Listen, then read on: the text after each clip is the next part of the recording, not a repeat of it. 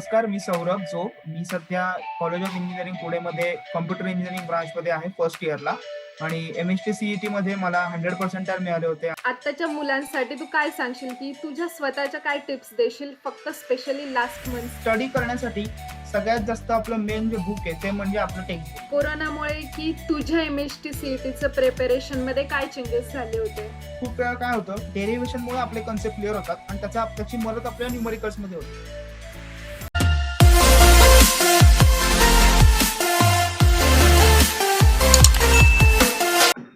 नमस्कार, तुम्हा सर्वांचं कॉलेज गुरुमध्ये स्वागत आहे. जसं की तुम्हा सर्वांना माहिती आहे, की उदय सामंत सरांनी एम-एस-टी सी-ई-टीच्या टेंटेटिव्ह डेट्स डिक्लेअर केल्या आहेत. तर त्यानुसार फक्त 1 महिना शिल्लक आहे एम-एस-टी सी-ई-टीसाठी आणि सर्वांचे मेसेजेस होते, की आम्हाला लास्ट मंथ स्ट्रॅटेजीसाठी एक व्हिडिओ हवा आहे.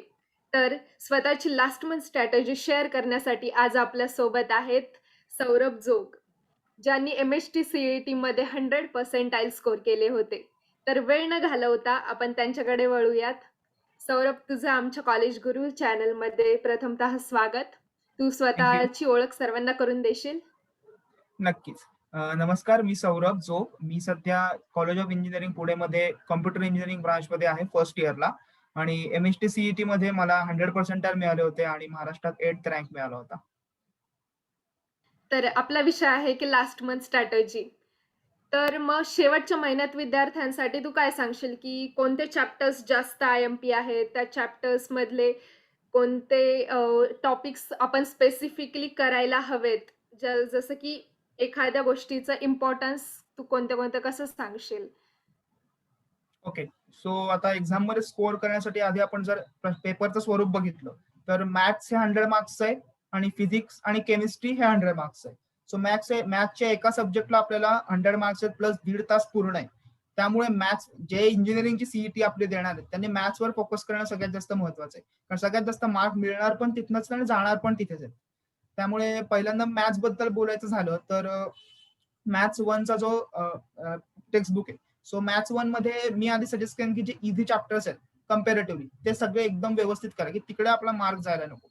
इझी चॅप्टर्स मध्ये येतं लॉजिक फर्स्ट चॅप्टर, त्यानंतर मॅट्रायसेस, त्यानंतर लिनियर प्रोग्रामिंग आणि जे 3 डायमेन्शनल जॉमेट्री हे जे 4 टाईपचे चॅप्टर आहेत ते सगळे तसे इझी आहेत, फॉर्म्युला बेस्ड आहेत.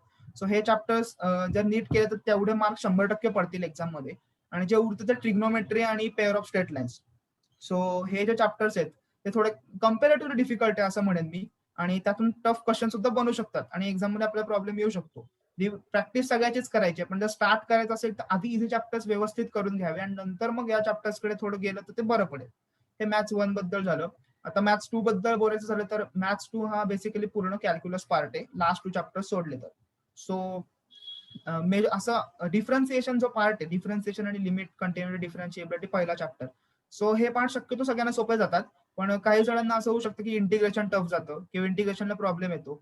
पण मी असं सांगेन की आता जर आपण बघितलं तर ऑलमोस्ट 4 चॅप्टर्स असे आहेत जे इंटिग्रेशनवर बेस्ड आहेत आणि त्याचं वेटेज त्यामुळे ऑफकोर्स खूप जास्त आहे.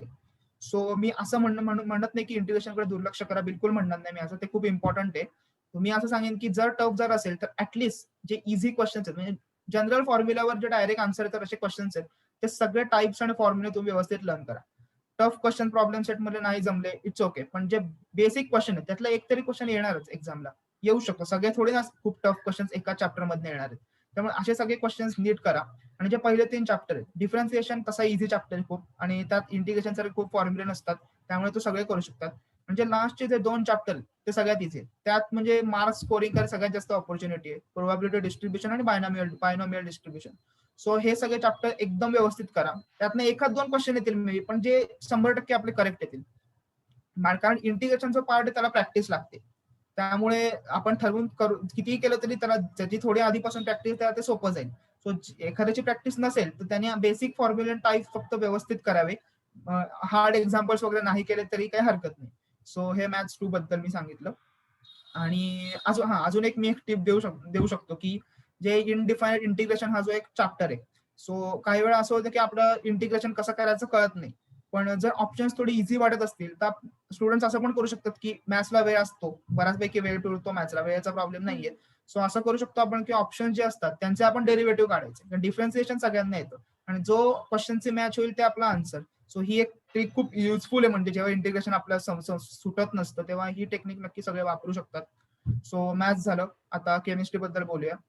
मॅथ्स केमिस्ट्री तसे इझी आहेत आणि फिजिक्स थोडं टफ जातं सगळ्यांनाच. सो केमिस्ट्री बद्दल बोलतो मी. केमिस्ट्रीमध्ये पण आपले 2 पार्ट आहेत, एक केमिस्ट्री 1 आणि एक केमिस्ट्री 2. सो केमिस्ट्री 1 मला जो पहिला पार्ट आहे सगळा तसा न्यूमरिकल बेस्ड आहे, त्यात न्यूमरिकल्स असतात आणि ते न्यूमरिकल्स त्याचे इझी असतात. म्हणजे ज्या टेक्स्टबुक मध्ये जेवढे दिलेत फक्त सॉल्व्ड एक्झाम्पल्स आणि अनसॉल्व्ड एक्झाम्पल्स, तेवढं जरी आपण केलं ना, त्याशिवाय वेगळं काही करायची गरज नाही. इतके ते तसे इझी न्यूमरिकल्स असतात, फॉर्म्युला बेस्ड असतात. त्यामुळे केमिस्ट्री 1 आणि ऑर्गॅनिक केमिस्ट्री म्हणजे जो केमिस्ट्री 2 मध्ये येतो त्यामध्ये रिॲक्शन्स असतात. आता ऍक्च्युली रिॲक्शन्स हा सगळं मेमोराईज करायची गोष्ट आहे पूर्ण. जेवढं आपण ते वाचत राहू तेवढं आपल्याला ते लक्षात राहतं. तर ऍक्च्युली हा खूप सोपे चॅप्टर्स येते. म्हणजे ते अशा आजारी रिॲक्शन आपल्याला अवघड वाटत असल्या तरी जर आपण फ्लो चार्ट वगैरे करून, टेबल वगैरे करून, रिएजंटची नावं अशी लिहून जर ते लक्षात ठेवायचा प्रयत्न केला तर ते लवकर पाठ होतात. ही टेबल वगैरे करण्याची ट्रिक आहे ती खूप इम्पॉर्टंट आहे, कारण तसं बघितलं की आपल्याला सगळं एकाच वेळी आपल्या डोळ्यासमोर राहतं आणि ते आपल्याला पाठ करायला पण सोपं जातं. सो ऑर्गॅनिक केमिस्ट्रीकडे बिलकुल दुर्लक्ष करू नका. सीईटीला खूप टफ एक्झाम्पल्स तुम्हाला येणार नाही जेई सारखे, टेक्स्टबुकवर बेस्टच येतील, त्यामुळे ते तुम्हाला फ्री मार्क्स अक्षरशः. त्यामुळे ऑर्गॅनिक केमिस्ट्रीवर लक्ष द्या. आणि जो उरतो थर्ड पार्ट तो सगळ्यात त्यातल्या त्यात डिफिकल्ट म्हणू शकतो आपण, कारण त्यात खूप थेअरी आहे inorganic chemistry. S block, P block आणि डीएनए ब्लॉक. तर या चॅप्टर्स मध्ये खूप थेअरी आहे आणि यातले रिॲक्शन्स म्हणजे पाठच करायला लागतात. ऑर्गॅनिक सारख्या रिॲक्शन्स त्याचं टेक्निक नसतात. ऑर्गॅनिक रिॲक्शन्स कसं कोणतं पण कंपाऊंड असेल की आपण ती सेमच रिॲक्शन त्याच्यावरती होते, सेम टाईपचे प्रॉडक्ट बनतात. इनऑर्गॅनिक रिॲक्शन काही वेळा असं लॉजिक नसतं काही, त्यामुळे ते आपल्याला पूर्ण पाठांतरच करायला लागतं. सो जे इनऑर्गॅनिकचे चॅप्टर आहेत त्यासाठी मी असं म्हणेन की खूप वेळ त्यात नका असं वाया घालू की तासन तास एकाच दिवशी केला, कारण एकाच दिवशी जरी आपण अख्खा चॅप्टर तयार केला तरी खूप कमी प्रोबॅबिलिटी की 1 आठवड्याने आपल्याला आठवेल त्यातलं. कारण जर फॉर एक्झाम्पल पी ब्लॉकच आपण बघितलं तर 70 पानांचा चॅप्टर येतो, त्यामुळे एवढी थेरी थोडी ना आपण एका दिवसात मेमोराईज करू शकणार आहे. सो इनऑर्गॅनिक केमिस्ट्रीसाठी मी एवढं असं सांगेन की ते रोज रीड करत राहा. जर एक्झाम मध्ये आपल्याला ते आठवलं चांगलीच गोष्ट आहे, पण खूप एखाद्या कुठलं तरी पुस्तकात बारीक जर क्वेश्चन असेल की आपण रीड करताना सुटला असेल किंवा फार आपण लक्षात ठेवलं नसेल तर तिकडे आपण काहीच करू शकत नाही. आपण फक्त फार तर एवढंच करू शकतो की सगळं सारखं सारखं रीड करत राहायचं ठराविक इंटरव्हल्स नंतर इनऑर्गॅनिक केमिस्ट्री, आणि एक्झामच्या थोडा आदल्या दिवशी एकदा सगळं रीड करायला हरकत नाही. सो इनऑर्गॅनिक केमिस्ट्री थोडं असं आहे की जे आपल्या असं म्हणू शकतो की हातात नाही 100%. थोडं परीक्षेचं खूप टफ टफ क्वेश्चन आहे ते विसरायला होऊ शकतं. पण फिजिकल केमिस्ट्री आणि ऑर्गॅनिक केमिस्ट्रीकडे पूर्णपणे जास्त कॉन्सन्ट्रेट करा. इनऑर्गॅनिकचं थोडं रिडिंग ठेवा टेक्स्टबुक मधलं फक्त, बाकी काहीच करू नका. त्यानंतर अजून एक गोष्ट सांगू शकतो मी इनऑर्गॅनिक केमिस्ट्री बद्दल. त्यातल्या काही काही जे स्ट्रक्चर्स किंवा रिएक्शन लक्षात ठेवायला छोट्या छोट्या ट्रिक्स असतात किंवा काही काही आपण ट्रिक्स बनवू शकतो, शॉर्ट फॉर्म्स बनवू शकतो. अशा गोष्टी शक्यतो करा, म्हणजे एक्झाम आपल्याला जास्तीत जास्त छोट्या रूपात सगळं लक्षात ठेवता येईल. ते खूप महत्वाचं आहे. लक्षात ठेवणं तिकडे सगळ्यात जास्त महत्वाचं आहे. त्यानंतर आता फिजिक्सकडे येऊ. त्यातल्या बऱ्याच जणांना, मला सुद्धा कम्पेरेटिव्हली टफ फिजिक्सच जात होता. सो फिजिक्स प्रिपरेशन बद्दल मी असं म्हणेन की जर फॉर्म्युले आपले येत असतील टेक्स्टबुक मध्ये तर आपले अर्धे क्वेश्चन सुटतील, आणि आपल्याला तो कोणत्या क्वेश्चन मध्ये कोणता फॉर्म्युला युज करायचा हे इम्पॉर्टंट आहे. त्यामुळे क्वेश्चन रीड करणं महत्वाचं आहे. आता फिजिक्स मध्ये बघितलं तर फिजिक्स 1 चे स्टार्टिंगचे चॅप्टर आहेत मेकॅनिक्स मधले, सर्क्युलर मोशन, त्यानंतर ग्रॅव्हिटेशन, दोन्ही इझी चॅप्टर आहेत. रोटेशनल मोशन पण तसं इझी चॅप्टर आहे, पण काही जणांना तो टफ जातो. पण टेक्स्टबुक बेस जर आपण बघितलं फक्त टेक्स्टबुक मध्ये तर तसा तो सुद्धा एक इझी चॅप्टर आहे. त्यानंतर जे पुढचे चॅप्टर्स आहेत, इलॅस्टिसिटी पूर्ण फॉर्म्युला बेस्ड चॅप्टर आहे, तो सुद्धा इझी चॅप्टर आहे. सरफेस टेन्शन, हे सगळे फॉर्म्युला बेस्ड चॅप्टर आहेत, थोडे कन्सेप्च्युअल चॅप्टर आहेत सरफेस टेन्शन जर बघितलं तर. त्यानंतर आपण फिजिक्स 2 मध्ये बघितलं तर 11वी पेक्षा 12वीचं मला वाटतं फिजिक्स 2 जे चॅप्टर्स आहेत तसे सोपे आहेत. इलेक्ट्रोस्टॅटिक्स आणि करंट इलेक्ट्रिसिटी. इलेक्ट्रोस्टॅटिक्स बद्दल म्हणेन मी. करंट इलेक्ट्रिसिटी मध्ये थोडंफार टफ जाऊ शकतं, कारण त्यात थोडे कॉम्प्लेक्स सर्किट्स असतात, थोडा वेळ लागतो सॉल्व्ह करायला. त्यामुळे इलेक्ट्रोस्टॅटिक्स आणि magnetic effect of electric current हे जे चॅप्टर आहेत हे त्याचे सोपे चॅप्टर आहेत. त्यामुळे हे आणि पूर्ण फॉर्म्युला बेस्ड आहेत आणि कन्सेप्च्युअल त्यातले काही थेअरी आणि फॉर्म्युलाचं मिक्स आहे. खूप जास्त न्यूमरिकल्स पण नाहीत आणि खूप जास्त थेअरी आहे असं पण म्हणता येणार नाही. त्यामुळे हे जसे बॅलन्स चॅप्टर आहेत हे नीट आधी करायला हरकत नाही, आणि त्यातनं न्यूमरिकल जास्त येत सुद्धा, कारण ते येतात सुद्धा मेन चॅप्टर्स आहेत. त्यानंतरचे लास्टचे 2 चॅप्टर आहेत कम्युनिकेशन सिस्टीम्स आणि सेमीकंडक्टर्स.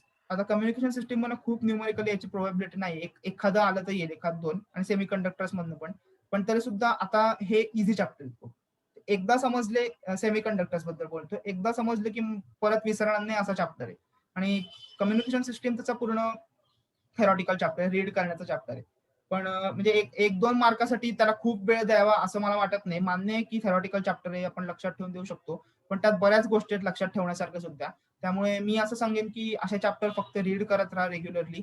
आणि दुसरी गोष्ट न्यूमरिकल्स, फिजिक्सचे न्यूमरिकल्स. सो न्यूमरिकल्स बद्दल मी असं म्हणेन की टेक्स्टबुक मध्ये जेवढे आहेत, खास करून सॉल्व्ड एक्झाम्पल्स. सॉल्व्ड एक्झाम्पल्स बघून आपल्याला आन्सर पण आपल्या समोर असतं, सोल्युशन, की कसं नक्की त्या स्टेप बाय स्टेप सोल्युशन हवं पाहिजे आणि आपलं तसं आलंय का, असं आपण टॅली करून बघू शकतो. त्यामुळे सॉल्व्ड एक्झाम्पल सॉल्व्ह करा व्यवस्थित, ते खूप महत्वाचं आहे. आणि मग अनसॉल्व्ड एक्झाम्पल्स ट्राय करा. सॉल्व्ड आणि अनसॉल्व्ड जरी आपण न्यूमरिकल्स व्यवस्थित केले टेक्स्टबुक मधले, फक्त मी कोणते एक्स्ट्रा बुक पण म्हणत नाहीये, टेक्स्टबुक मधले केले फिजिक्सचे, हं. तर त्यातून सुद्धा व्यवस्थित आपला अभ्यास होऊ शकतो. आणि ऍटलीस्ट 50 पैकी 35-40 मार्क्स जर आपण नीट केलं असेल तर नक्कीच पडू शकतो, काहीच प्रॉब्लेम नाही. सो असं मी या सगळ्या सब्जेक्ट बद्दल सजेस्ट करेन स्टुडंट्सना. बरोबर आहे आणि ह्या वेटेजनुसार मुलं नक्कीच प्रिपरेशनला सुरुवात करतील आणि बरोबरच मॅथ्स आणि फिजिक्स, केमिस्ट्रीचं वेटेज, त्याबरोबरच 11वी-12थचं सी-ई-टीमधलं वेटेज आणि तू दिलेल्या टिप्सनुसार मॅथ्ससाठी इंटिग्रेशनची ट्रिक, केमिस्ट्रीसाठी चार्ट्स, फिजिक्सचे फॉर्म्युले, विद्यार्थी नक्कीच सगळं काही यूज करतील आणि त्यांचा स्कोर वाढवतील. आणि मेन प्रॉब्लेम मीन्स असा, की मुलं बऱ्याच साऱ्या गोष्टींमध्ये गोंधळून जातात. आता चॅप्टर्स फिक्स असतात, परंतु मुलांचा गोंधळ इथे होतो, की मुलं वेगवेगळे पब्लिकेशन्स यूज करतात, वेगवेगळ्या पुस्तकांच्या मागे पळतात. तर मग तू काय सांगशील, की कोणते बुक्स प्रेफर करायला हवेत आणि कोणत्या बुक्सचा जास्तीत जास्त वापर करायला हवा? ओके. सो सो मी असं असं सांगेन की स्टडी करण्यासाठी सगळ्यात जास्त आपलं मेन जे बुक आहे ते म्हणजे आपलं टेक्स्टबुक. कारण एक्झाम ही त्या टेक्स्टबुकवरच बेस्ट असते, त्याच्यातूनच क्वेश्चन सेट होतात. त्यामुळे आपल्या बोर्डाचं टेक्स्टबुक हे आपलं मेन बुक आहे, तेच व्यवस्थित केलं पाहिजे. थेअरीसाठी दुसऱ्या कोणत्याही बुकची बिलकुल गरज नाही. एमसीक्यू सॉल्व्हिंगसाठी आपण वेगळ्या पब्लिकेशनचं बुक घेऊ शकतो. एमसीक्यू सॉल्व्हिंगमुळे थोडं टाइम मॅनेजमेंट, लॉजिक बिल्ड होतं आपलं, किंवा ऑप्शन्सवरनं आन्सर कसं काढायचं, अशा गोष्टी, अशा आपल्या जे स्किल्स असतात ते डेव्हलप होतात. त्यामुळे एमसीक्यू सॉल्व्हिंगसाठी नक्कीच आपण बुक घेऊ शकतो. तर त्यात मी जे यूज केले होते ते म्हणजे टार्गेट पब्लिकेशनचे फिजिक्स, केमिस्ट्री, मॅथ्स आणि पेपर्स, क्वेश्चन पेपर्सचं एक बुक येतं मॉक टेस्टसाठी. तर असं काय नाही, टार्गेटच घ्यायला पाहिजे. आर्यनचे सुद्धा बुक्स चांगले आहेत, आर्यन पब्लिकेशनचे. तर मी माझ्या एक्सपिरियन्स वरून हे 2 पब्लिकेशन तुम्हाला रेकमेंड करेन, ज्यातले एमसीक्यू आणि पेपर्स तुम्ही सॉल्व्ह करू शकता. आणि सीईटीचे प्रिव्हियस इयर्स पेपर्स सुद्धा आहेत, ते सुद्धा नक्कीच बघू शकता. याशिवाय वेगळं पब्लिकेशन ची गरज नाही मला वाटतं. माझ्या एक्सपिरियन्स नुसार एवढं सफिशियंट आहे. बरोबर. लास्ट मंथमध्ये आपले स्टेट बोर्डचे बुक्स आणि मॅक्सिमम प्रॅक्टिसनेच सगळं काही साध्य होईल आता. तर मग त्यानंतर काय सांगशील, की फिजिक्सबद्दल सगळ्यांना भीती वाटत असते. मीन्स काही जण तर असे असतात, की फिजिक्स पाहिलं तरी लोकांना घाम फुटतो.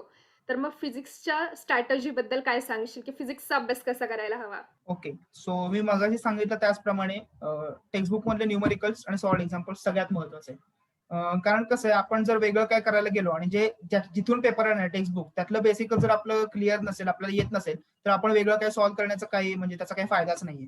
त्यामुळे टेक्स्टबुक सगळ्यात मेन गोष्ट आहे. आणि अजून एक मी सजेस्ट करेन की आता ही एमसीक्यू एक्झाम जरी असली तरी त्यामध्ये कोणत्याही प्रकारचे डेरिव्हेशन किंवा लॉंग आन्सर्स येत नाहीत.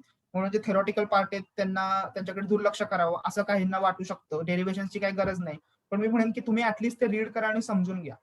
खूप वेळा काय होतं, डेरिव्हेशनमुळे आपले कन्सेप्ट क्लिअर होतात आणि त्याची मदत आपल्या न्यूमरिकल्स मध्ये होते. तुम्हाला डेरिव्हेशन कोणाला पाठ नाही करायचे, पण ऍटलीस्ट ते वाचताना आपलं त्यातलं सगळं समजलं पाहिजे की त्यात काय केलंय, एखादा कंपोनंट कुठून आला, इक्वेशन कशा तयार होतात, या गोष्टी आपल्याला ऍटलीस्ट मनात माहिती पाहिजेत, समजलं पाहिजे. कारण जे थेरॉटिकल पार्ट आहे त्यातून सुद्धा एमसीक्यू तर बनू शकतात ना. असं काही नाही की फिजिक्सला सगळे न्यूमरिकल्स येतील 50च्या 50. सो जे थेरॉटिकल पार्ट आहे तो सुद्धा आपण रीड ऍटलीस्ट केला पाहिजे. आणि फिजिक्स मध्ये खूप लक्षात ठेवण्यासारखं काही नसतं, सगळं कन्सेप्च्युअल असतं. त्यामुळे कोणतीही गोष्ट किंवा कोणताही फॉर्म्युला वगैरे ऑप्शनला मी म्हणेन टाकू नका, ऍटलीस्ट फॉर्म्युले पाठ करा. ओके, एक्झाम चालू असताना किंवा आपल्याला एखाद्या क्वेश्चन नाही समजला की काय करायचं इथं, तो क्वेश्चन जाऊ दे. तो क्वेश्चन एखादा क्वेश्चन सुटेल, पण फॉर्म्युले जर पाठ असतील तर अर्ध्यापेक्षा जास्त क्वेश्चन आपले त्यामुळे सुटू शकतात. सगळेच क्वेश्चन काही कॉम्प्लेक्स किंवा टफ नसणार आहेत. त्यामुळे बेसिक फॉर्म्युले पाठ करणे, टेक्स्टबुक मध्ये जेवढं आहे तेवढं सगळं करणे, एवढं मी फक्त पहिल्यांदा सजेस्ट करेन, तेवढं सफिशियंट आहे. ज्यांचं हे सगळं झालंय व्यवस्थित, ते मग एमसीक्यू बाकीच्या पब्लिकेशनचे वगैरे सॉल्व्ह करू शकतात. सो फिजिक्समध्ये बेसिक गोष्ट काय, तर म्हणजे जर समराईज करायचं झालं तर सगळ्या कन्सेप्ट स्वतःच्या क्लिअर करणे आणि टेक्स्टबुक मध्ये सगळे न्यूमरिकल्स व्यवस्थित करणे, या 2 गोष्टी मी सजेस्ट करेन. बरोबर. ह्या टिप्स नक्कीच उपयोगी येतील विद्यार्थ्यांच्या. आणि नेक्स्ट म्हणजे की टाईम मॅनेजमेंट. जसं की तू सांगितलं तू मॉक टेस्ट दिल्या, टाईम मॅनेजमेंटसाठी प्रयत्न केले. तर सगळ्यांनाच माहिती आहे टाईम मॅनेजमेंट हे कोणत्याही परीक्षेत खूप महत्त्वाचं असतं. तर मग तुझं परीक्षेमधलं टाईम मॅनेजमेंट कसं होतं? आणि आत्ताच्या विद्यार्थ्यांनी त्यासाठी कशी तयारी करावी? हो. अ, बरोबर आहे. सगळ्या परीक्षांमध्ये टाईम मॅनेजमेंट महत्त्वाचं असतं. पण स्पेशली एम-एस-टी, सी-ई-टीमध्ये सगळ्यात मोठं चॅलेंज तेच आहे, की टाईम मॅनेजमेंट. शक्यतो सगळ्यांना माहितीच असेल तरी मी सांगतो. आपली जी सी-ई-टीची एक्झाम असते, त्याचे 2 पेपर असतात. पहिला 1.5 तास असतो फिजिक्स, केमिस्ट्री 100 एमसीक्यू. 1.5 तास झाला की तो पेपर सबमिट होतो आणि मग पुढचा पेपर येतो मॅथ्सचा, पुढचा 1.5 तास. त्याचे 50 एमसीक्यू असतात 2 मार्काचे. सो मॅथ्सला 50 एमसीक्यूला 1.5 तास एक वेळ पुरतो. पण फिजिक्स, केमिस्ट्रीसाठी 100 एमसीक्यूजना आपल्याला फक्त 1.5 तास. म्हणजे 90 मिनिट्स. सो एका क्वेश्चनला एक अख्खा मिनिट पण नाही जर आपण कॅल्क्युलेट केलं तर. सो तिकडे टाइम मॅनेजमेंट सगळ्यात जास्त महत्वाचं आहे. आणि फिजिक्सच्या न्यूमेरिकलमध्ये वेळ जाऊ शकतो. त्यामुळे मग आपलं पुढचं सगळं अडू शकतं. सो मी असं म्हणेन की ज्यांना थोडं फिजिक्स टफ जर असेल किंवा थोडा वेळ लागत असेल असं असं असेल तर मी म्हणेन की केमिस्ट्री आधी सॉल्व्ह करा आणि मग फिजिक्स करा. पण शक्यतो आपल्या कम्फर्टनुसार प्रत्येकाने करावं. पण जर जनरल जर मला एक टिप द्यायची असेल तर केमिस्ट्री आधी सॉल्व्ह करा म्हणजे तेवढे मार्क्स आपल्याला मिळतात. नंतर फिजिक्स सॉल्व्ह करा. पर्सनली मी फिजिक्स करायचो कारण मला प्रॅक्टिसमुळे आता फिजिक्स लवकर संपायची सवय झाली होती. पण आता लास्ट मंथला डायरेक्ट जर कोणाला जर मला सांगायचं असेल तर तुम्हाला जर स्टार्ट करा फिजिक्सला वेळ लागत असेल आणि किंवा एंडिंग एंड तुमचं जास्त पेपर सॉल्व्हिंग झालं नसेल तर तुम्ही केमिस्ट्री पासून स्टार्ट करा कारण त्याचे मार्क्स तरी तुम्ही आधी म्हणजे सिक्युअर करा. नंतर फिजिक्स करा. आणि अजून एखादा एमसीक्यू जर आपण सॉल्व्ह करतोय पेपर आणि एखादा एमसीक्यू आपल्याला येत नसेल तर त्याच्यावर खूप वेळ वाया घालवण्यात काहीच अर्थ नाहीये. कारण जर पुढचे येणारे आपले एमसीक्यू तिकडे सुटू शकतात. आणि अशी खूप कमी प्रोबॅबिलिटी की जर आपल्याला आत्ता आठवण नाही तर नंतर अचानक क्लिक होईल आणि ते एमसीक्यू सॉल्व्ह होईल. सो मी असं सजेस्ट करेन की ते एमसीक्यू तिथल्या तिथे गेस करून मार्क फॉर रिव्ह्यू असा ऑप्शन असतो. सिलेक्ट सेव्ह आन्सर आणि मार्क फॉर रिव्ह्यू म्हणजे आपला आन्सर सेव्ह होतो प्लस ते मार्क होतं की नंतर आपण ते बघताना लगेच सिलेक्ट करू शकतो. तर हा ऑप्शन वापरा असं मी सांगेन. कारण काय होतं की नंतर आपण पेपर सॉल्व्ह करत जातो आणि शेवटी आपण समजा 10 एमसीक्यू 10-12 एमसीक्यू नसतील आले. जस्ट कन्सिडर करू आपण 100 पैकी. शेवटची 2-4 एमसीक्यू आपल्याला येत आहेत कळत आहे पण वेळ संपत आलाय. मग असं होऊ शकतं की ते सोडवायला जायचो आपण आणि मागचे एमसीक्यू राहून जायचे. ऍटलीस्ट कारण इथे निगेटिव्ह मार्किंग नसल्यामुळे प्रत्येक क्वेश्चन तरी अटेम्प्ट केलाच पाहिजे. लक असेल तर मार्क्स सुद्धा आपल्याला मिळतील. पण असं नको व्हायला की आपल्याला ते परत वर स्क्रोल करून प्रत्येक क्वेश्चन सिलेक्ट करून मग प्रत्येक क्वेश्चन गेस करणार आणि त्यात जर वेळ गेला आणि खालचे येणारे क्वेश्चन सुटले असं व्हायला नको. सो मी असं सजेस्ट करेन की जर आपल्याला वाटत असेल की नाही येते हा क्वेश्चन आपल्याला त्या क्षणी गेस करून तुम्ही पुढे जा. वाटल्यास मार्क फॉर रिव्ह्यू करून ठेवा. सो इन केस तुमचा पेपर जर नंतर लवकर झाला तर तुम्ही परत मागे येऊन तो बघू शकता. पण जर वेळ पुरला नाही आणि मागचं राहिलं तर मग फुकट आपले मार्क्स जातील. गेस केल्यावर ऍटलीस्ट काही मार्क्स तर मिळू शकतात. सो या काही गोष्टी ज्या मेन टिप्स आहेत त्या मी सांगेन ज्या मी अप्लाय केल्या होत्या आणि त्याच्याने मला खूप चांगले रिझल्ट मिळाले. बरोबर. टाईम मॅनेजमेंट टिप्स ह्या यूज करून मुलं नक्कीच कमीत कमी वेळेत सगळे क्वेशन्स सॉल्व्ह करतील आणि आपला पेपर कव्हर करतील. आणि तू काय सांगशील, की तू तुझी रिव्हिजन कशाप्रकारे करत असायचास पूर्ण वर्षभर किंवा लास्ट मंथमध्ये स्पेशली तू रिव्हिजन कशाप्रकारे केली? ज्या विद्यार्थ्यांनी 2 वर्ष कंटिन्युअसली प्रिपरेशन केलंय आहे, त्यांच्यासाठी तसंच की ज्यांनी लास्ट मंथमध्ये स्टार्ट केलं आहे, तर त्या दोघांसाठी तू कोणत्या टिप्स देशील रिव्हिजनच्या? ओके. सो पूर्ण वर्षभर जर बघितलं तर मी जशा क्लास आणि कॉलेजेस सॉरी क्लासमध्ये स्पेशली टेस्ट असायच्या एमसीक्यूच्या वगैरे, तर त्याच्यानुसार मी त्या त्या चॅप्टरचं प्रिपरेशन त्याच्याबरोबरच करायचो. सो वेगळं खूप काही मी केलं नाही आणि त्याच्याबरोबर सगळं प्रिपरेशन होतं सुद्धा. प्लस बोर्ड एक्झाम जी दिलीच असेल सगळ्या सॉरी आता या विद्यार्थ्यांची बोर्ड एक्झाम झाली नाही, पण त्यांनी प्रिपरेशन तर केलंच असेल 2 वर्ष. त्या बोर्ड एक्झामच्या प्रिपरेशनमुळे पण खूप मदत मिळते कारण टेक्स्टबुक तेच असतात, सेम असतात. सो वेगळं असं खूप काही करायची गरज पडत नाही. त्यामुळे मी पण असं वेगळं खूप काही केलं नव्हतं. जो फ्लो बरोबरच मी स्टडी करतो. जसे क्लासमध्ये चॅप्टर संपतील तसं त्याची टेस्ट होईल त्याच्याबरोबर आपण प्रिपरेशन चालू ठेवायचं. आणि जे एंडिंगला शेवटचा जो 1 महिना असतो त्यात आधी आपण असं म्हणून समजू की परीक्षेला थोडं जास्त वेळ आहे 2 महिने, 2-3 महिने. तर स्टार्टिंगला आपण मग आता सिलेबस कव्हर झाला असेल तर मग एमसीक्यू सॉल्व्ह करायला हरकत नाही. एमसीक्यूचे ते बुक्स असतात. एखादा चॅप्टर पूर्ण वाचायचा, रीड करायचा, फॉर्म्युले बघायचे आणि मग त्याचे एमसीक्यू सॉल्व्ह करायचे.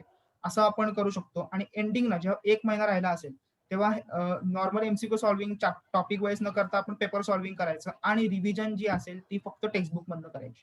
म्हणजे फक्त टेक्स्टबुक रीड केलं तर ते सफिशियंट आहे. एक्स्ट्रा अजून काही करायला जायचं नाही. कारण असं अजून खूप काही होऊ शकत नाही आणि टेक्स्टबुकवर बेस्ट पेपर असल्यामुळे एक्स्ट्रा केल्याचा वेगळा कुठून काय वाचल्याचा काही फार उपयोग नाहीये. शेवटी आपण तेच वाचणार आहे.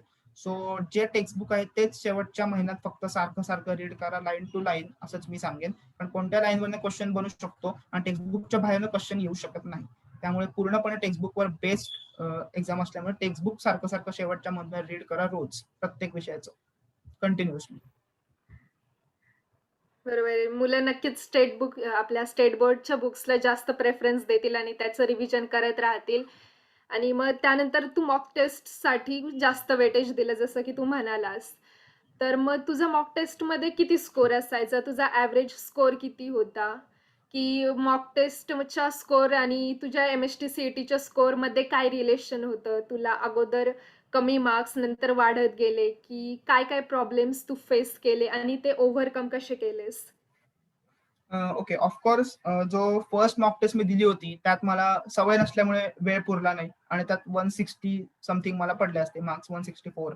नंतर मग मी जसं मॉक टेस्ट द्यायला लागलो, तसं प्रॅक्टिस जशी व्हायला लागली, तसा स्पीड वाढला. नंतर मग माझे मार्क्स 180च्या आसपास जायला लागले. म्हणजे शेवटचे जे 10-12 मॉक टेस्ट होत्या, म्हणजे जेव्हा माझी रिव्हिजन खूप चांगली झाली होती, आधीच्या मॉक टेस्टमध्ये पण मला म्हणजे टाईम मॅनेजमेंट कसं करायचं समजलं होतं. तेव्हा ते 10-12 मॉक टेस्ट होत्या, त्यात सगळ्यात माझा स्कोर 190 प्लस गेला. आणि माझा हायेस्ट स्कोर 197 गेला होता आणि युजली 190-195च्या आसपास राहायचा. सो तसं बघितलं तर मला ऍक्च्युअल सीईटी एक्झाम मध्ये 193 होती टोटल माझी. सो ऍव्हरेज स्कोर एवढेच मार्क्स मला एक्झाम मध्ये पडले. आणि प्रॉब्लेम्स काय फेस केले असं मला सांगायचं झालं तर असं एका दिवसात आपलं अचानक टाइम मॅनेजमेंट किंवा स्पीड वाढू शकत नाही. ती ग्रॅज्युअल प्रोसेस आहे. जसे आपण पेपर सॉल्व्ह करत जाऊ तसं तसं आपलं स्पीड अॅक्युरसी डेव्हलप होत जातं. त्यासाठी असं अचानक काय केलं आणि ते झालं असं होऊ शकत नाही. सो त्यावर एकच उपाय आहे, प्रॅक्टिस, कंटिन्युअस प्रॅक्टिस, रोज पेपर सॉल्व्ह करणे. तसं असेल तर ती सवय बनते मग आपल्याला पटपट पटपट सॉल्व्ह करायची आणि ते रोज केल्यानेच बनते. त्यामुळे पेपर सॉल्विंग हा एकमेव उपाय टाइम मॅनेजमेंट व्यवस्थित करण्यासाठी. बरोबर. प्रॅक्टिस मेक्स मॅन परफेक्ट आणि अगदी. त्यासाठी नक्कीच मुलं आपण स्वतः किती पाण्यात आहेत हे जाणून घेण्यासाठी खूप साऱ्या मॉक टेस्ट देतील आणि स्वतःलाच जज करतील. आणि जसं की आपण लास्ट मंथबद्दल बोलत आहोत, तर मग आत्ताच्या मुलांसाठी तू काय सांगशील, की तुझ्या स्वतःच्या काय टिप्स देशील फक्त स्पेशली लास्ट मंथसाठी? ओके. मी आधी जे आता बोललो त्यातल्या मी काही इम्पॉर्टंट गोष्टी समराईज करतो. सगळ्यात मेन म्हणजे टेक्स्टबुकला बिलकुल दुर्लक्ष करू नका. टेक्स्टबुक एकदम व्यवस्थित करा आणि मॉक टेस्ट कंटिन्युअसली सॉल्व्ह करत राहा रोज आणि ते अॅनलाइज करत राहा. त्यातून टाइम मॅनेजमेंट, अॅक्युरसी, स्पीड या सगळ्या गोष्टी डेव्हलप होतात आणि टेक्स्टबुक रिडिंगने रिव्हिजन पण चांगली होते. त्याशिवाय मी काही गोष्टी सांगेन, की खूप जास्ती रात्रीपर्यंत जागून किंवा सकाळी खूप लवकर उठून उगाच अभ्यास करू नका. ज्यांना सकाळी लवकर उठून अभ्यास करायची सवय खूप चांगली गोष्ट आहे. पण त्यासाठी झोप कॉम्प्रोमाइज करू नका तुम्ही. पूर्ण झोप घ्या, नाहीतर तुमचं पूर्ण दिवस रुटीन पुढचं बिघडतं. झोप पूर्ण झाली तर आपण ऍक्टिव्ह राहतो. सो झोप पूर्ण व्हायला व्यवस्थित महत्व द्या. त्याचा अर्थ असा होत नाही की 12-12 तास आपण झोपलोय. 8-9 तास झोप सफिशियंट आहे. सो तेवढी झोप प्रत्येकाने घ्याच. त्यानंतर खूप रात्री जागून अभ्यास करू नका. आणि जर एखाद्या टेस्टमध्ये स्कोर खाली आला तर त्याचं खूप टेन्शन घेऊ नका असं मी सांगेन. कारण मग जर आपण टेन्शन घेतलं तर मग पुढच्या टेस्टला आपल्याला तेच आधीच आठवेल आणि परत ती पण एक्झाम खराब जाईल. ठीक आहे, ती काय ही आपली फायनल एक्झाम नाही असं समजून पेपर सोडून द्या आणि पुढच्या पेपरसाठी प्रिपरेशन करा. कारण हे तर होणारच आहे. प्रत्येक पहिल्या टेस्टमध्ये कोणाला 190 प्लस मार्क्स मिळणार नाहीयेत. कारण सवय नसते आणि प्लस फर्स्टच एक अटेम्प्ट असतो तो आपला. त्यामुळे लगेच कमी मार्क्स आले तर बिलकुल खचू नका तुम्ही. कंटिन्युअसली स्टडी करून तुमचे मार्क्स 100% वाढतील. सो ही एक गोष्ट आहे आणि दुसऱ्यांची आपल्याला कम्पेअर करू नका. असं असू शकतं की एखाद्याचं प्रिपरेशन आपल्यापेक्षा चांगलं आहे, त्याला थोडे चांगले मार्क्स पडले. पण याचा अर्थ असा होत नाही की आपण अभ्यास करत नाही. दुसऱ्यांच्या मार्क्सची आपल्या स्वतःचे मार्क्स तुम्ही कम्पेअर करू नका. आपल्या मार्क्समध्ये आपल्याला एवढंच गोष्टी बघायची की आपलं प्रिपरेशन कुठे झालंय आणि अजून किती आपल्याला करायचंय. काय इम्प्रुव्हमेंट आपल्याला करायचे. स्वतःपुरतं केवळ मर्यादित ठेवा. बाकीच्यांना किती मार्क्स आहेत ह्याच्याने तुम्ही स्वतः डिप्रेस होऊ नका की मला कमी मार्क पडले आणि बाकी सगळ्यांना चांगला स्कोर केलाय. जर तुम्ही प्रॅक्टिस केली तर तुम्ही एक्झामवर त्यांच्यापेक्षा चांगले मार्क्स पाडू शकता. सो कंपॅरिझन करू नका. ही एक गोष्ट मी तुम्हाला नक्की सांगेन. सो याच काही गोष्टी आहेत आणि बाकी आपल्या लास्ट म्हणजे सो आपल्या हेल्थकडे सगळ्यांनी लक्ष द्या. कारण एक तर आता पॅन्डेमिकची सिच्युएशन वगैरे आहे. सो विनाकारण घराबाहेर वगैरे पडू नका. घरीच बसून अभ्यास करा. शक्य असेल तुम्हाला तर तुम्ही एक्सरसाइज वगैरे करा. फिट राहायचा प्रयत्न करा. घरच्याच शक्यतो जे काही असेल जेवण वगैरे घ्या. बाहेरचं जास्त खाऊ नका. कारण आजारपण परवडू शकत नाही आपल्याला. जर एक्झाम आजारपणामुळे मिस झाले तर मग काहीच अर्थ नाही. त्यामुळे स्वतःला जपा. असंच मी सगळ्यांना लास्ट मध्ये या काही टिप्स देईन. बरोबर. टाईम मॅनेजमेंट, हेल्थ, प्रॅक्टिस सगळं काही मॅनेज करून मुलं प्रिपरेशन करतात आणि त्यानंतर मग येतो परीक्षेचा दिवस, जो की म्हणजे आपल्या पूर्ण 2 वर्षाचा अभ्यास, आपले सगळे कष्ट फक्त त्या 3 तासांमध्ये आपल्याला इफेक्टिव्हली प्रेझेंट करायचे असतात. मग स्पेशली तुझं परीक्षेच्या दिवशी तुझं कसं शेड्यूल होतं? हो. सो पेपरच्या दिवशी माझा पेपर दुपारच्या बॅचला होता. म्हणजे 2 2:30 ते 5:30 दुपारी होता. त्यामुळे मी सकाळी आरामात उठलो पहिल्यांदा आणि त्यानंतर मी सगळ्यांना हेच पहिल्यांदा सजेस्ट केलं. समजा कोणाचा पेपर सकाळी असेल, जे दुपारी असतील त्यांची तर झोप व्यवस्थित होतेच. पण हा प्रॉब्लेम येतो की सकाळचा पेपर असेल आणि खूप लवकर उठायला लागतं ॲक्चुअली. तिकडे रिपोर्टिंग टाईम खूप लवकरच असतं. 2 तास आधी रिपोर्ट करायला होतं त्यामुळे आपल्याला खूप लवकर उठायला लागतं. आणि झोप झाली नाही की आपल्याला त्रास होऊ शकतो परत. अपसेट व्हायला होऊ शकतं, अस्वस्थ वाटू शकतं. त्यामुळे ज्यांचा सकाळी पेपर आहे त्यांनी रात्री लवकर झोपा. ज्यांचा दुपारी पेपर आहे त्यांना तसा काही प्रॉब्लेम नाही येणार. माझ्या पेपरच्या दिवशी सुद्धा मी सकाळी पहिल्यांदा आरामात उठलो आणि त्यानंतर दुपारचा पेपर असल्यामुळे मला ब्रेकफास्ट आणि किंवा लंच करायला वेळ होता. त्यामुळे लाईट ब्रेकफास्ट किंवा लंच म्हणू आपण हलकं जेवण घेऊन करून मी मग एक्झामला गेलो. साधारण माझा रिपोर्ट टायमिंग होता 12:30चं. सो 11 वाजता वगैरे मी निघालो असेल. जेवढं लवकर निघू तेवढं चांगलं असतं कारण तिकडे परत गर्दी खूप होते सेंटरला आणि 2 तास तर तसंही तुम्हाला आत जाऊन बसावंच लागतं. त्यामुळे शक्यतो लवकर निघा. काही फरक पडत नाही. थोडा वेळ जास्त थांबायला लागलं, उभं राहायला लागलं तरी. सो हेच सगळ्यात महत्वाचं आहे आणि एकदा पेपर झाला की मग वाटल्यास आपण भूक लागली असेल तर नाश्ता वगैरे करू शकतो. पण एक्झामच्या आधी खूप हेवी ब्रेकफास्ट करू नका किंवा लंच करू नका असं मी सांगेन सगळ्यांना. बरोबर आहे. आणि सध्याचा प्रॉब्लेम मीन्स कोरोना. या कोरोना पॅन्डेमिकमुळे सगळं काही चेंज झालेलं आहे. हं. तर मग कोरोनामुळे की तुझ्या एम-एच-टी सी-ई-टीचं प्रिपरेशनमध्ये काय चेंजेस झाले होते? हो, तर मी असं म्हणेन की कोरोनामुळे एक खूप फायदा झाला मला. फायदा झाला असं म्हणेन की वेळ खूप जास्त मिळाला. सगळ्यांनाच वेळ जास्त मिळाला, पण त्यामुळे जास्त चांगलं प्रिपरेशन खूप वेळ मिळाला प्रिपरेशनसाठी. अर्थात सगळ्याच एक्झाम डिले झाल्यामुळे बऱ्याच एक्झाम होतात. जेईई मेन्स, त्यानंतर ॲडव्हान्स. तरी सुद्धा सीईटीसाठी मला भरपूर वेळ मिळाला. ही जर चांगली बाजू झाली त्यातली तर. पण त्याचा अजून एक अशी बाजू आहे की तेच-तेच करून कंटाळा येऊ शकतो, की किती दिवस अजून हे करायचंय? कधी एक्झाम होणार? आणि एक्झाम सारखी पोस्टपोन होत होती त्यात. त्यामुळे ती एक थोडंसं प्रत्येक विद्यार्थ्याला असं सारखं मला जाणवतं की आता हे कधी संपणार? पण तरी सुद्धा आत्ताच्या स्टुडंट मी असं सांगेन की कधी एक्झाम आता तुमची आता एक्झामच्या डेट्स आलेत त्यामुळे एक्झाम होणार आहे, कधी होणार आहे तुम्हाला फिक्स कळलंय. त्यामुळे आता शेवटचे थोडे दिवस राहिलेत. त्यामुळे आता शेवटचा एक स्ट्रोक मारा. त्याच्यानंतर आपण सगळे एक्झाम झाल्यानंतर मोकळेच होणार. सो शेवटच्या क्षणी बिलकुल खचून जाऊ नका. आता आता एक्झाम 100% होणार आहे. कधी होणार आहे तुम्हाला माहिती आहे. त्यामुळे आता उरलेले दिवस खूप प्रयत्न करा. नंतर मग आपण एन्जॉय करणारच आहोत मोकळ्या एक्झाम नंतर. बरोबरच तू पेशन्स ठेवून तुझं प्रिपरेशन कंटिन्यू करत राहिलास आणि सध्याच्याही मुलांनी तसंच करायला हवं, की थकून न जाता स्वतःचं टार्गेट जे आहे त्याकडे लक्ष ठेवायलाच हवं. आणि त्यानंतर मग सध्याच्या ज्या एम-एच-टी सी-ई-टीचे जे विद्यार्थी आहेत, त्यांच्यासाठी तू स्वतःकडून काय ॲडवाईस करशील? जे 11वी-12वीत ओके. आहेत किंवा महिन्याभरात जे पेपर देणार आहेत, त्याबद्दल तू काय सांगशील? ओके. सो आता जे स्टुडंट्स पेपर देणार आहेत, त्यांना सगळ्यांना सगळ्यात पहिली गोष्ट मी सांगेन, की कॉन्फिडन्स बाळगा. स्वतःवरती एकदम तुम्ही विश्वास ठेवा. कारण जर तुमच्यातच कॉन्फिडन्स नसेल, तर बाकी काही होऊ शकत नाही. बाकी कोणी तुम्हाला पेपरमध्ये कोणत्याही प्रकारची मदत करणार नाही. जे काय ते तुम्हाला तुमचंच करायचंय. त्यामुळे स्वतःवर विश्वास ठेवा.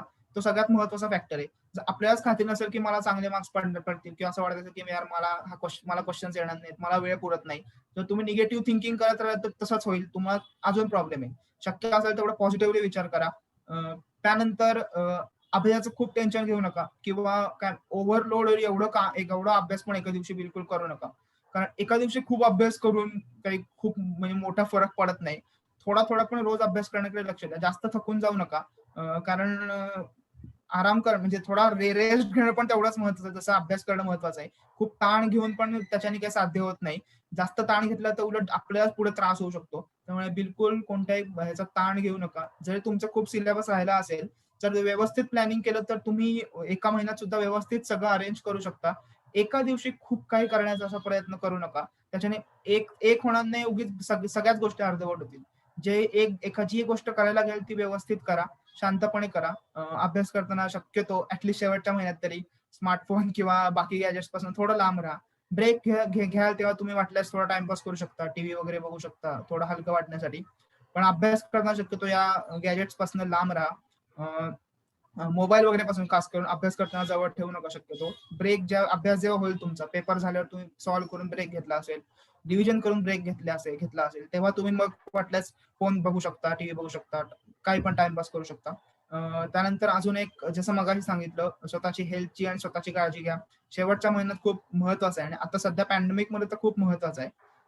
कारण आता जर म्हणजे इन्फेक्शन वगैरे झालं, त्याच्याने किती दिवस आपल्याला क्वारंटाईन वगैरे व्हायला लागू लागू शकतं, काही सांगता येत नाही, त्रास होऊ शकतो.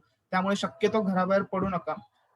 आणि मी अजून एक असं सजेस्ट करेन, की एक्झामच्या खूप जवळ कोणाचं जर व्हॅक्सिनेशन वगैरे राहिलं असेल, एक्झामच्या एकदम थोडं लगेच आधी वगैरे शक्यतो घेऊ नका. कारण त्याचा 1-2-3 दिवस त्रास होऊ शकतो आणि त्याचा पेपरवर परिणाम नको व्हायला. आता 1 महिना झाला असणार, जर तुम्ही आत्ता कोणी व्हॅक्सिनेशन वगैरे घेणार असेल, तर ते चांगलं आहे. काहीच हरकत नाहीये. पण एक्झाम खूप जवळ आल्यावर आदल्या दिवशी किंवा 2-3 दिवस आधी वगैरे शक्यतो असं करू नका. कारण एक्झाम मान्य आहे, एक्झामला व्हॅक्सिनेशन मे बी असं सेफ वाटेल लागतं व्हॅक्सिन घेतल्यानंतर अजून. आणि पण तरी सुद्धा 2-3 दिवस जो त्रास होतो, त्याच्यामुळे पेपरवर काही परिणाम नको व्हायला.